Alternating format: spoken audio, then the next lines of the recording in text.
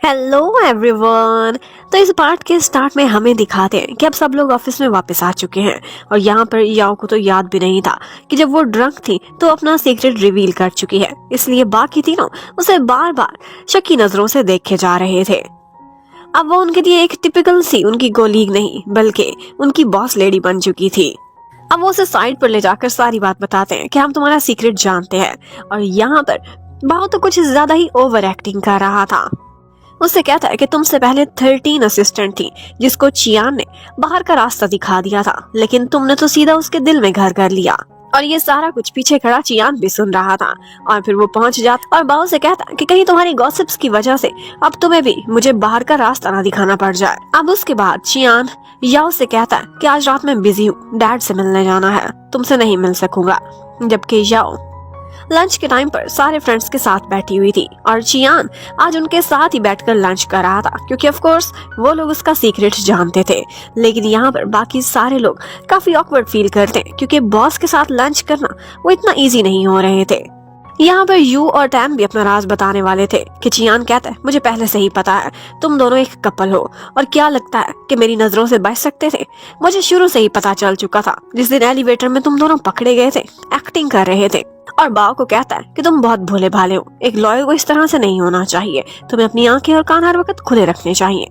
और बाव तो शॉक में था। उसके साथ तीनों फ्रेंड्स उनका कपल बन चुका था और उसे कुछ खबर भी नहीं थी। जबकि दिखाते हैं याओ को आज उसके डैड की कॉल आती है। वो उसे कहते हैं कि मुझे बचपन का एक दोस्त मिला था, मेरा स्कूल फेलो, और उससे मेरी स्कूल में बहुत लगती थी। आज बातों ही बातों में उससे मेरी सेटिंग हो चुकी है कि वो लंच पर मुझसे मिलने के लिए आएगा और अपने बेटे को भी लेकर आएगा। मैं तो उसे नीचा दिखाना चाहता हूँ, ये दिखाना है कि मेरी बेटी कितनी कैपेबल है। मेरी दोनों की दोनों बेटी लॉयर्स हैं, और तुम ऐसा करना हाई हील्स पहनना क्योंकि लड़का बहुत टॉल है, और अपना सबसे महंगा ड्रेस पहन कर आना। हम लोग किसी भी तरह से नीचे नहीं दिखने चाहिए, बल्कि मैंने उसको हराना है इस गेम में। याओ जब तैयार होकर जाती है तो पता चलता है कि उसी रेस्टोरेंट में चियांग भी पहुंचा हुआ है। वो याओ से पूछता है तो वो बताती है कि शी से कपड़े मांग के आई हूँ, पता नहीं डैड ने अपने किसी दोस्त से मिलवाना है। और वो दोनों जाते हैं तो पता चलता है कि उनके डैड का रूम भी एक है और अंदर से लड़ने की आवाजें भी आ रही थी। वो दोनों एंटर हो जाते हैं तो पता चलता है कि उन दोनों की फैमिलीज पहले ही एक दूसरे को जानती हैं, और याओ के डैड का हाई स्कूल फेलो चियान का डैड है।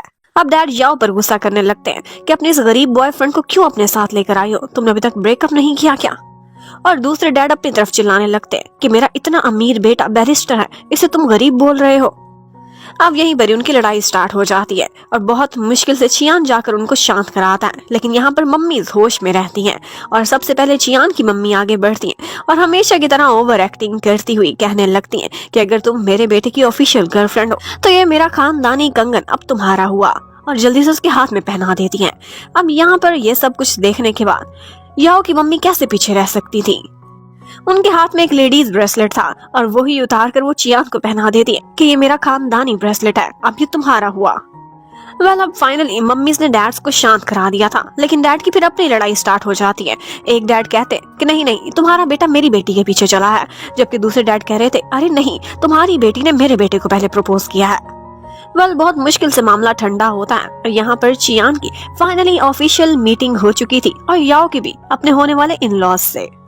अब इस सक्सेसफुल मीटिंग के बाद चियान काफी खुश था और याओ को कहता तुम एक स्पेशल जगह पर लेकर जाना है, मेरा सीक्रेट चैम्बर, जहाँ पर तुम्हारे अलावा और कोई भी पहले नहीं गया। और वो उसे एक बुक शॉप कम लाइब्रेरी में लेकर जाता है। यहाँ का मालिक लगता था कि चियान को बहुत अच्छे से जानता है और वो देखते ही पहचान जाता है। कहता है तुम्हारी गर्लफ्रेंड हुई, क्योंकि आज से पहले कभी किसी लड़की को तुम्हारे साथ नहीं देखा यहाँ पर। जब चियान को इंसोम्निया था तो वो अक्सर रातों को यहाँ पर आकर स्टडी किया करता था, और तो और यहाँ पर बहुत रेयर म्यूजिक कलेक्शन भी थी, और ये वही कलेक्शन थी जो कि याओ को भी पसंद थी। और चियान ने एक दफा वादा किया था कि तुम्हें जरूर सुनवाऊंगा। वो दोनों इकट्ठे वहाँ पर म्यूजिक सुनते हैं और इकट्ठे बहुत अच्छा क्वालिटी टाइम स्पेंड करते हैं। जबकि उधर वो जो उनको दिखाते हैं थोड़ा नर्वस था और चियान को कॉल करता है, कहता है कि शी ने मुझे कहा है अपने पेरेंट्स से मिलवाने को। कहता है मैंने इतनी जल्दी ये सारा कुछ एक्सपेक्ट नहीं किया था, उसके पेरेंट्स से कैसे मिलूंगा, क्या कहूंगा। लेकिन साथ ही साथ ये भी बोलने लगता है चियान को कि तुमसे क्या पूछ रहा हूँ, तुम तो लव में बिल्कुल ही निकम्मे हो। मैं जिस स्कूल का प्रिंसिपल हूँ तुम तो वहाँ पर केजी के स्टूडेंट हो। लेकिन क्या करूं, एक ही क्लोज फ्रेंड हो, तुमसे ही कोई मशवरा लूंगा। और फिर उससे मिलने के लिए वहीं पर आ जाता है उसके फ्लैट पर, जहां पर चियान ने उसे बुलाया था। ये देखते ही वो जोन हैरान रह जाता है, कहता है इतने बड़े घर को छोड़ के तुम यहाँ पर रह रहे हो, और ये देखो किस तरह की गर्ली गर्ली से शौक है तुम्हारे। और तो और वहां पर शी और याओ की फोटो भी पड़ी थी। वो जोन ये देखकर कहने लगता है कि शी की फोटो तुमने यहाँ पर रखी हुई है, मुझे जलाने के लिए क्या। और इतने में कमरे से याओ निकल आती है और वो जोन को अपने हर सवाल का जवाब मिल जाता है।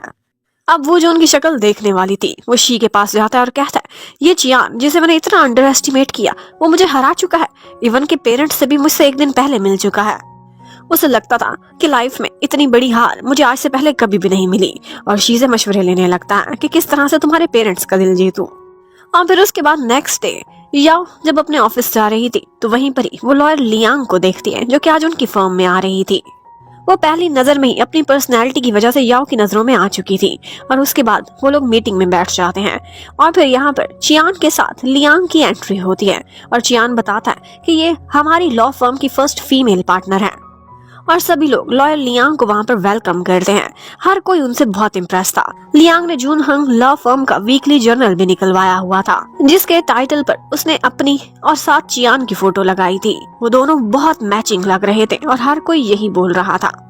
यहीं पर ही याओ को पता चलता है कि वो दोनों एक ही लॉ स्कूल से हैं, और इतना ही नहीं बल्कि एक ही कराटे क्लब भी उन्होंने ज्वाइन किया हुआ था। लियांग यहाँ पर सारों से अच्छे से मिलती है, सबसे इंट्रोडक्शन हो जाता है। याओ भी उससे काफी इम्प्रेस होती है। याओ तो उसे देखकर बस यही सोच रही थी कि काश 5-10 साल बाद मैं भी इसी लेवल को छू सकूं जहाँ पर आज लियान है। लेकिन इतने में चियान वहाँ पर आ जाता है और सबसे वो मैगजीन वापस ले लेता है। कहता है कि मुझे फोटोज लेना पसंद नहीं है, इसलिए यहाँ पर सिर्फ लियांग की फोटो हो तो अच्छा रहेगा। मैंने तो कभी लॉ फर्म में भी अपनी फोटो नहीं लगवाई। लियांग को बुरा तो लगता है, लेकिन वो खामोश हो जाती है। उसके बाद वो चियान के पास ऑफिस में आती है और उसे एक गिफ्ट देती है, और उसके साथ साथ उनके यूनिवर्सिटी के दिनों की कुछ यादें भी।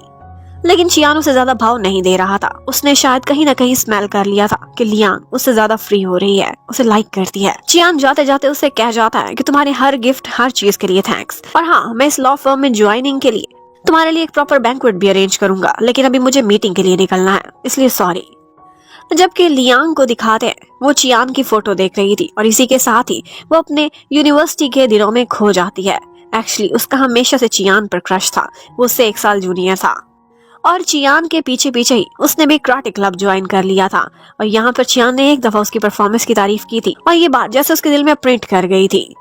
उधर चियान को अपनी गर्लफ्रेंड की फिक्र हो रही थी। वो उसे जाकर कहता है कि एक्चुअली मुझे फोटो को नहीं पता था, तुम वहां पर उसके साथ मेरी फोटो देखकर कहीं परेशान तो नहीं हो गई। लेकिन याओ का कहना था कि मुझे लॉयल लियांग काफी अच्छी लगी हैं, और मैं बिल्कुल भी जेलस नहीं हूँ।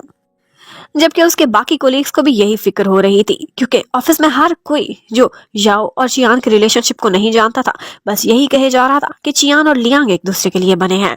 यहाँ पर बाओ याओ को चीयर अप करने के लिए कहता है कि ठीक है, आज मैं डिनर के लिए पे करूंगा, इसलिए हम चारों फ्रेंड्स इकट्ठा खाना खाने जाएंगे। और फिर वो चारों खाना खाने पहुंच जाते हैं। यहाँ पर हॉट पॉट खाते हुए बाओ बहुत सारी बातें कर रहा था, और सारी बातों में बस लॉयल लियांग की ही तारीफें थी। ये बात उनको फील हो जाती है कि याओ चुप चुप है, तो वो उसे कहने लगते हैं कि देखो, वो तो सिर्फ उसकी पार्टनर है, और पार्टनर तो कई हो सकती हैं, गर्लफ्रेंड तो सिर्फ एक होती है, और उसके दिल में सिर्फ तुम्हारे लिए जगह है। और तो और टैन उसी की ही एक्टिंग करने लगती है, जैसे लास्ट टाइम वो चियान को किस करते हुए पकड़ी गई थी।